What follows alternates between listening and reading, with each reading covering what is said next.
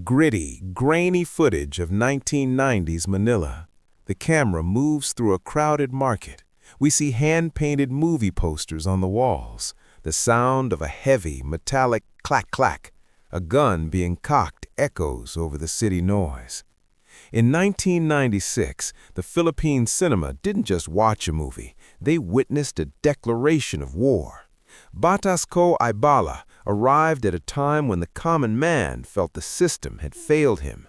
They didn't want a lawyer. They wanted a savior with a steady hand and a cold barrel. Part 1.1. The Archetype, Summary of the Narrative. The hero, Guillermo. While the king, FPJ, reigned supreme, this film introduced us to Guillermo Cesar Montano, a man who lived by the code FPJ pioneered. Guillermo is the everyman. He isn't a superhero. He is a man of the soil and the street.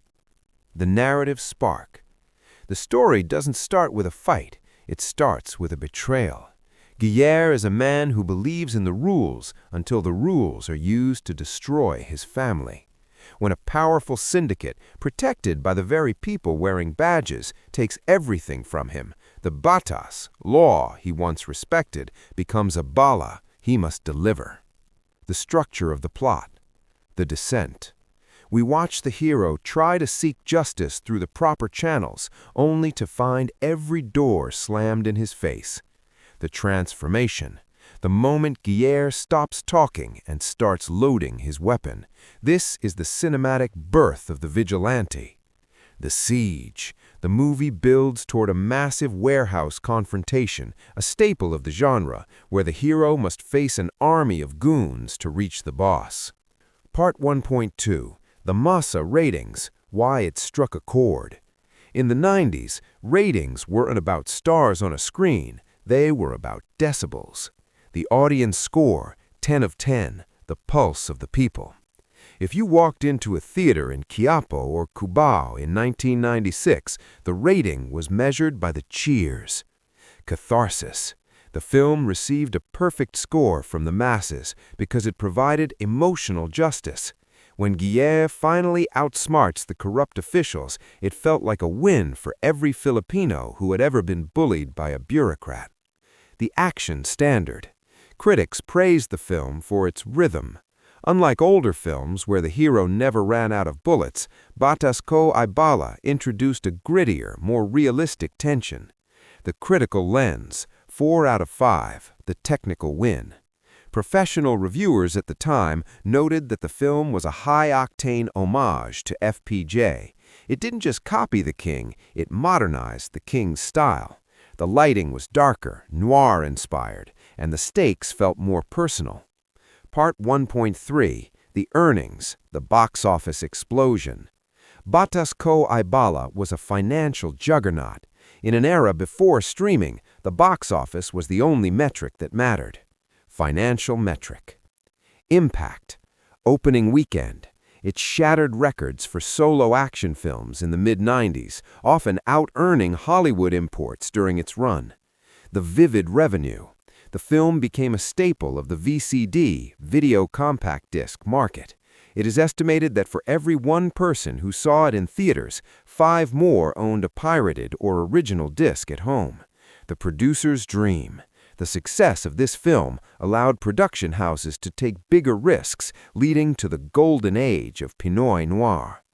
The earnings weren't just in pesos, they were in cultural capital. After this movie, every kid on the street wanted to be Guillermo. Every man wanted that leather jacket. Every villain feared the sound of a gun in the dark. When the smoke clears on screen, a different kind of battle begins in the boardroom and at the awards gala. Batas Ko Ay Bala wasn't just a story about a man with a gun. It was a commercial and critical powerhouse that validated the Action King blueprint for a new decade. Part 2.1. The Earnings, a 25 million peso heavyweight. In the mid-1990s, the Philippine film industry was at its peak. A movie's success was measured in first-day gross. The initial explosion. Upon its release in September 1996, the film became an immediate sensation. It grossed approximately 25 million pesos at the box office, a staggering figure for that era, placing it among the elite earners of the year. The provincial long tail. Unlike modern films that disappear from theaters in 2 weeks, Batas Ko Ay Bala had a long tail life. It traveled to provincial theaters across Luzon, Visayas, and Mindanao, earning perpetual revenue for months. The home video empire. This film was a cornerstone of the VCD, video compact disc, boom. For many Filipino families, owning the disc was a rite of passage. It became one of the most rented and sold titles in the late 90s home video market. Part 2.2. Ratings and Critical Reception. The Hard-Boiled Review. The critics score, 4 out of 5 stars. While action movies are often dismissed as mindless, critics at the time praised Augusto Salvador's direction and René Taral's editing. Technical polish. The movie didn't look cheap. The cinematography by Verdaus and Ricardo Herrera was noted for its gritty, high-contrast look that made Manila feel like a character itself. Performances. Cesar Montano was hailed as the natural successor to the action throne. His ability to balance vulnerability as a mourning partner with lethal precision made the film feel grounded. The audience popcorn score, 96%. On modern review platforms and in historical audience polls, the film maintains a near-perfect legacy. The audience didn't care about cinematic tropes, they cared about the payoff. The final showdown is still cited as one of the most satisfying endings in 90s cinema. Part 2.3. Awards and Accolades. The Industry's Nod. The 1990s were a time when action stars weren't just popular, they were respected. Batas Ko Ay Bala stood out for its technical craftsmanship. Category: Impact and Recognition. Best Actor: Cesar Montano. While he won FAMAS for later films like Jose Rizal, his work here solidified his status as a dramatic action star, earning him nods across various local award-giving bodies. Best Editing. The film's pacing, the way it shifted from quiet drama to explosive gunfights, was a benchmark for the genre. Best Musical Score. Composed by Nonong Buencamino, the soundtrack successfully blended traditional action beats with emotional orchestral swells. Part 2.4. The FPJ Legacy Factor. The movie is often searched under FPJ because it perfected the Fernando Poe Jr. formula. The silent hero, a man who doesn't look for trouble but is the best at ending it. The underdog narrative, one man against a corrupt system. The moral victory. Even when the hero bleeds, he wins because he stayed true to his code. Narrator.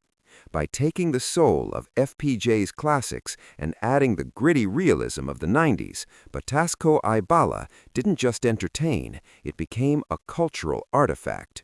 It proved that in the Philippines, justice isn't just a concept, it's a bullet fired with purpose. Scene 2. The legacy fades to black. Visual. The final shot of the movie, the hero walking into the distance as the sun sets.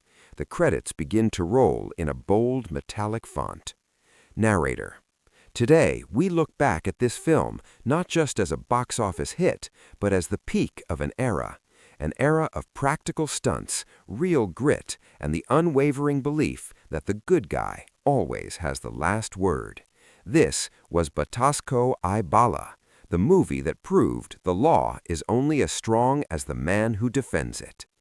Fade to black. Music peaks and ends. Summary of the Batas Ko Ay Bala legacy. Total box office, approximately 25 million pesos, initial run.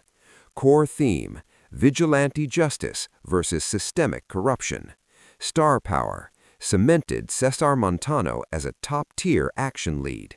Director, Augusto Salvador. Would you like me to create a comparison table between this film and FPJ's Batas sa Aking Kamay? Or perhaps write a detailed scene-by-scene breakdown of the final warehouse fight?